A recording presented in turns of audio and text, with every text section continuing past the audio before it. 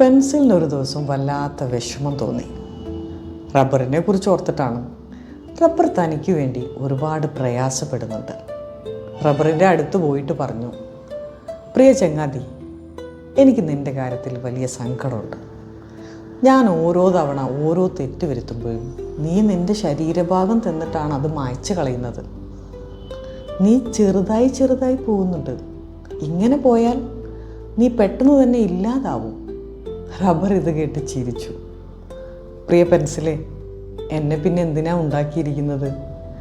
നീ തെറ്റ് വരുത്തുമ്പോൾ തിരുത്താനല്ലേ ഞാൻ. എൻ്റെ ശരീരഭാഗം തന്നിട്ടായിരിക്കും. ചിലപ്പോൾ കുറച്ച് കഴിയുമ്പോൾ ഞാൻ ഇല്ലാതായി പോകും. പകരം നിനക്ക് മറ്റൊരാളെ കണ്ടുപിടിക്കാം. അവരും നിന്നെ ഇതേപോലെ തന്നെ സഹായിക്കും.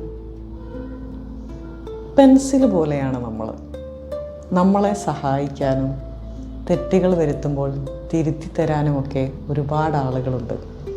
അവരെക്കുറിച്ച് പലപ്പോഴും നമ്മൾ ഓർക്കുന്നത് അവർ ചെറുതായി ചെറുതായി മാഞ്ഞു പോയതിന് ശേഷമായിരിക്കും. നമുക്ക് അവരുള്ളപ്പോൾ തന്നെ അവരെക്കുറിച്ച് ഓർക്കാനും അവരുമായി സ്നേഹം പങ്കിടാനും സന്തോഷത്തോടെ ജീവിക്കാനും കരുതൽ അറിയിക്കാനും ഒക്കെ സാധിക്കട്ടെ. ലെറ്റ്സ് ഗ്രോ ടുഗെദർ വിത്ത് സഫാമി. Thank U.